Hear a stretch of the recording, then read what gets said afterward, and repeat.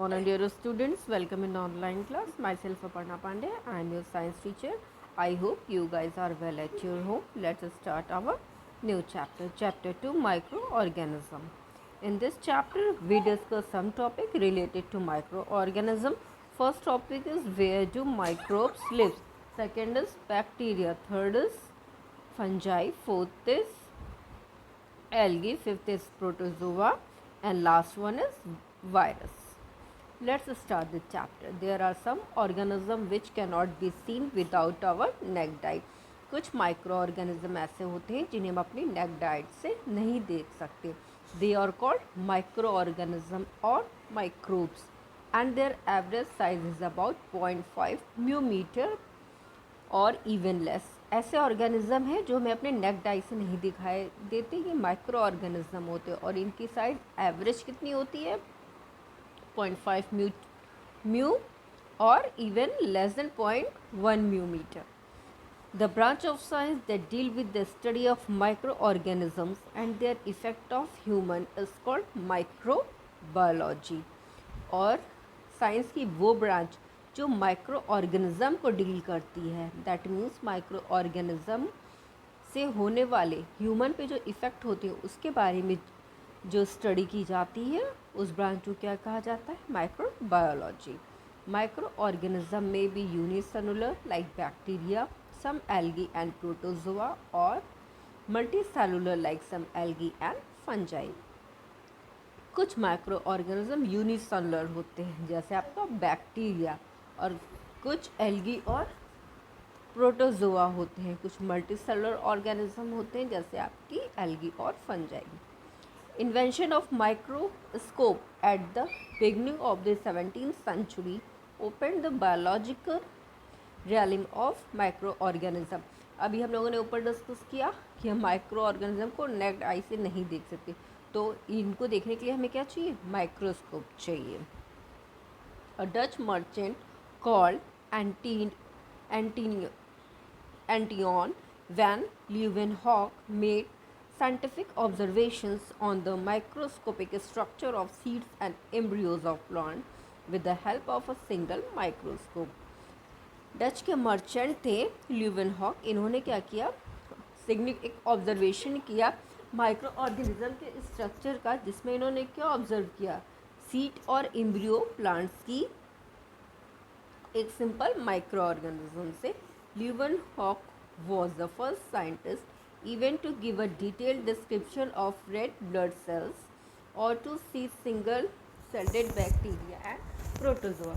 Leeuwenhoek के ऐसे पहले साइंटिस्ट थे जिन्होंने डिटेल्ड डिस्क्रिप्शन दिया रेड ब्लड सेल्स का, और इन्होंने किसमें इसको देखा, सिंगल सेल्डेड बैक्टीरिया और प्रोटोजोअन्स में.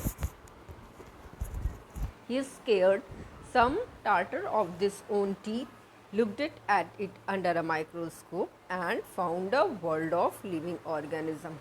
इन्होंने क्या किया, ओन टीथ, अपने ही टीथ की टाटर को स्क्रब किया और माइक्रोस्कोप के अंदर उन्होंने देखा, और उन्होंने देखा कि जो वर्ड है ये वो लिविंग ऑर्गेनिज्म इस वर्ड में पाए जाते हैं. Where do microbes live? Microbes कहाँ lives करते हैं? The age of the earth is about 0.5 million years and for about 3 million years single-celled organism have existed. अर्थ की एज लगभग 0.5 मिलियन ईयर्स की है और साथ में 3 billion years single celled organism का एग्जिस्टेंस है. Microbes are found almost everywhere around us. Microbes चारों तरफ हैं. They are present in air, water and soil. ये एयर, वाटर, सॉइल में प्रेजेंट है.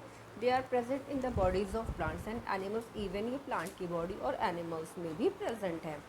Only our body harbours a large number of microbes as well. और हमारी body में large number of microbes हैं.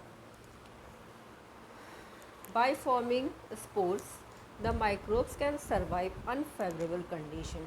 Microbes क्या करते हैं, सर्वाइव कर जाते हैं, चाहे टेम्परेचर कितना भी कम हो या बहुत ही ज़्यादा क्यों ना हो.